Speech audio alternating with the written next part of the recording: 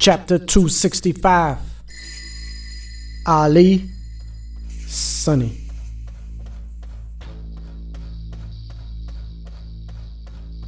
What the fuck? Why am I being handcuffed? Prison procedures. But I'm supposed to be released today. Hey, I'm supposed to go home today. Now everyone was hearing impaired. Everyone was quiet. I thought about this day a million times in my mind. What could go wrong? The parole board hands were tied. I duct taped them tight. It wasn't anything else they could do. I came to prison on this bid in 2005 with a 16.5-year federal sentence plus 8 years left on parole from an old case. By 2008, the federal case was overturned, reversed and remanded, which only left me with the 8 years left on parole. The parole board had to give me time served from 2005, which means I had 6 years served on 8. They had to give me mandatory good time, so it can't be them holding me this time. Can't be. Was it the Justice Department again? Could I have another indictment? I racked my brain over and over. That seemed far-fetched. Was it a chance that the overturned conviction was reinstated? That also seemed far-fetched. Any new case from society also seemed far-fetched because I had been in prison for 6 years now, and the statute of limitations on every charge would have expired. Except for murder. And I wasn't worried about that. They were bluffing. I was confident. I had beaten them bad. I was Ali and they were Sonny. They were tired. Even the refs were tired. They had no more fight in them. I knew I had won. I knew it wasn't much they could do, so I listened, waited, and watched. The handcuffs didn't bother me. I was immune to this ritual. I closed my eyes so I could think of better times. I thought about my brother, who was 15 minutes down the road at LeesUP Penitentiary. He had already been in prison for 15 years and had at least 15 more to serve. I felt that even if I'm released, I would never be totally free until my brother was free also. I thought about trying to enjoy 5 years in society, and if they allowed me to visit him, I would switch with him. All he had to do was cut his dreads. Then I would do 5 of his years, allowing him to be free. Then switch back. We were identical twins, so switching was natural. And it came easy, like switching up on girls. It was too easy. Chapter 266. Gold Tigers. One day we went to a girl house that he was dating. When we knocked on the door, she opened it with a humongous smile on her face and said, "Let's see, which one is my boyfriend?" We didn't respond. She looked all in our faces and couldn't figure it out. Then she said, "It's you." She pointed at my brother, the one with the gold tigers. My brother had on some gold tiger sneakers. I had on some Diodoras. She had a girlfriend for me, but girlfriend was running late, so we sat on the sofa watching TV. She sat on his lap. She was so dilly that she went into the kitchen to get some drinks and then came back and stared at us for a second and then said, "Okay, let me remember. Oh yeah, it's you, the one with the gold tigers." She sat on his lap and started kissing on his neck. "I don't know what's taking her so long, but we about to go into the bedroom," she said. She grabbed my brother's hand. "When she knock on the door, just let her in. Y'all can do whatever y'all want to do right here." She pointed at the sofa. They then went into the room and closed the door. I went into her bathroom to check the medicine cabinets to see if she was on anything. It was clean. I turned to the TV waiting for her girlfriend to show up. 20 minutes later, my brother came into the living room as she went into the bathroom to wash up. He said, "I ain't feeling her no more." Huh? Why? She bad. Man, she talked too much. I damn near fell asleep. We laughed. Her head game on 1 million though. Her girlfriend ain't show up yet? Hell no. She looked better than her girlfriend though. Oh yeah? Yeah, you would prefer her way over her girlfriend, he said. My response was, shit, let me get her then. Soon as I said that, we looked at each other and it seemed like a light bulb immediately went off at the same time. We quickly untied our shoes and switched them. As soon as we did, the bathroom door opened. She came out with a big smile on her face and looked at us both for a second, then looked at our sneakers. She then dived into my arms, the one with the gold tigers. She looked at my brother and said, "I called my girlfriend's house. Her sister says she should be here at any moment now. When she get here, just tell her we busy, cause we about to get busy. Again." She laughed and then whispered in a low tone as if someone else was in the house. She been wanting to fuck you since like last year. She then grabbed my hand and led me into the bedroom. Right before we entered, she looked down at my sneakers one more time to make sure she was with the right one. The one with the gold tigers. While in the room, my brother was right. She immediately started talking and talking and talking and talking. Talking about my pistol. Talking about her titties. Even talking about her butt. She was mad that it was little. She was pretty, a little skinny, built like a model. I was freaked out, just trying to put some syrup on her waffles. Some milk in her coffee. Some fog in her goggles. Some detergent in her laundry. Just a few items in her lockbox. She was talking about her rent, talking about her dreads. I said, "Ma'am, can we shift subjects? Let's talk about some head." She went down and gobbled, gobbled and gobbled, gobbled and swallowed until my nozzle wobbled, toppled, remodeled. Brains was colossal. She gargled and then turned up the throttle. I dumped everything I had. All on her tonsils. I got up off the floor to replace my ensemble. Heard sounds in the living room that sounded like a squabble. Peeped out trying to see who was that my brother was on top of.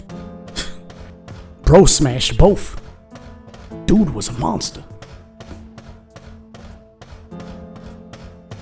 When it was all said and done, we hugged both girls and walked out. The first girl gave us both big hugs, then looked down at my sneakers one more time and said, "The one with the gold tigers. You better call me." "I got you." The other girl called out to my brother, "Kareem, call me." My brother, Kobe, said, "Okay, I'm gonna call you tonight." We gave each other dap and kept it moving. It was just another day of good benefits living as an identical twin. Soon as we got back to the car, he said, "Okay, let me get them back," while pointing at his gold tigers.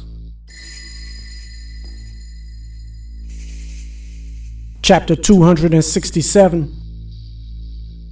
Finally. 2011. I opened my eyes 20 minutes later and I was still in this cage, handcuffed, not knowing what was next. Then I heard some keys coming down the hallway. Again.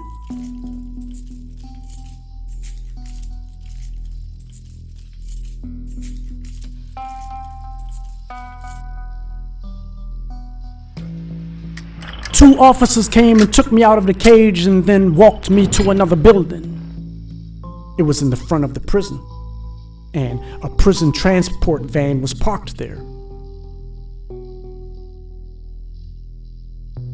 They walked me out of the prison and placed me into the van, handcuffed. I didn't ask any questions. I watched their movements closely. I watched a female officer as she took out a set of handcuff keys and began removing the cuffs. She said I was being released, but I had to be secured before being released.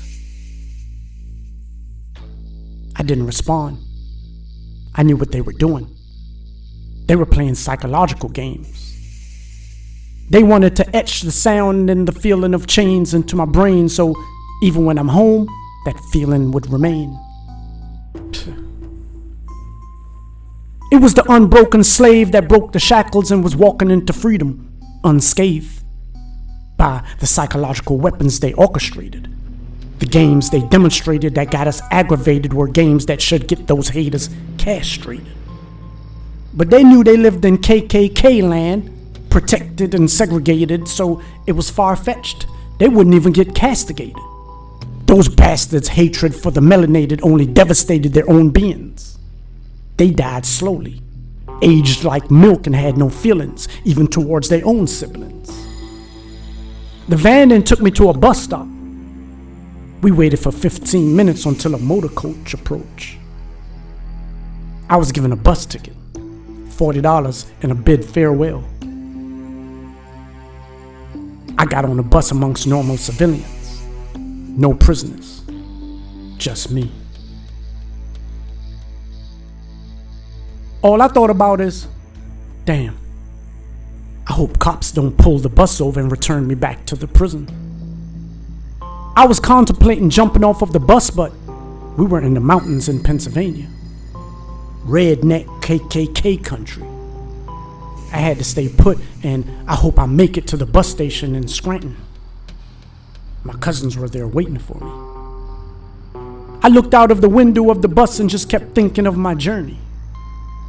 This was the ending of my 4th bid. 39 years old with 20 years served.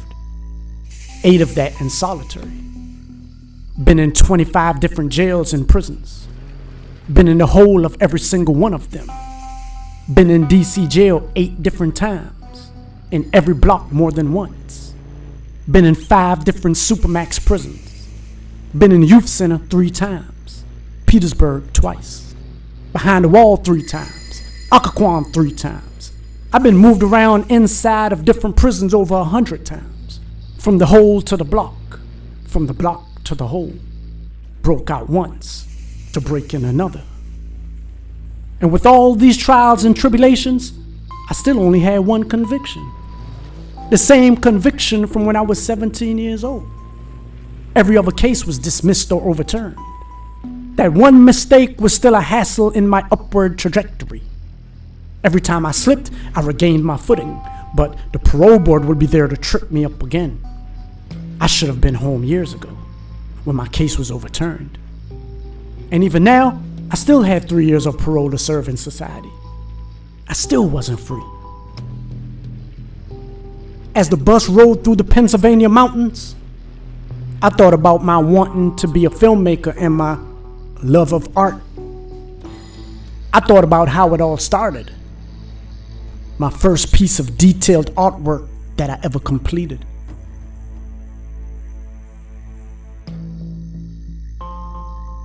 One day, while my grandfather was sipping Jamaican rum, smoking cigars and playing poker at his home with the Governor General, a senator, and a few other high-ranking dignitaries, they were discussing Winnie Mandela and how to remove the evil dictator P.W. Botha from South Africa. Nelson Mandela was on his 23rd year in prison. Then I saw one of them pull out a pistol and showed it to my grandfather. It was a .38 revolver. I watched as my grandfather took the gun to his room. I waited for a few minutes, then went to his room to look for the pistol. I was going to steal it and pay this dude that lived down the road a visit. I was walking the dogs one day and he hit one of the dogs with a stone from a slingshot he fired from across the street. I grabbed a big rock and ran across the street towards him, but he pulled out a machete and said, "Try it now. Chop off your head." I was 14 years old.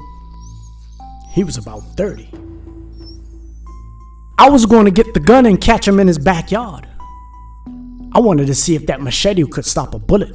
Hey boy, close range to the face. But as I was looking for the pistol, I stumbled up on a Playboy magazine, so I put it to the side. I looked for 10 more minutes and couldn't find the gun. I was pissed. That chump was lucky. But I grabbed the magazine and took it to my room. As I skipped past the heavily made up skinny naked white girls, I came across an article named "The Saigon Execution," and it had a picture. As soon as I saw it, I was stunned. It was the picture of a Viet Cong fighter being executed by a South Vietnamese general during the Tet Offensive in 1968 of the Vietnam War. I remember staring at that picture for hours upon hours. The horror, the fear, the audacity, and the bravery. The general had the gun aimed at the Viet Cong fighter's head and his face showed agony.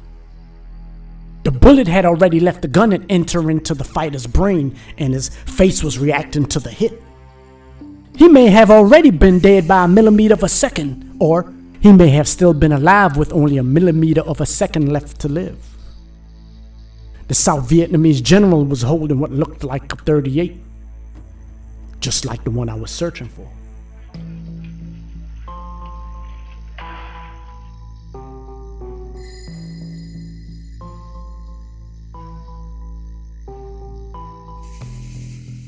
I pulled out my art supplies.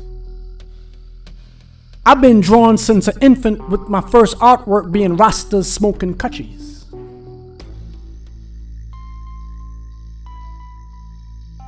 But this was the first picture I drew with exquisite details.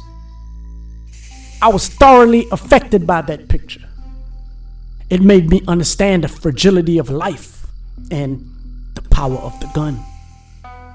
It made me love photography and pictures, the importance of framing and timing to get the perfect shot.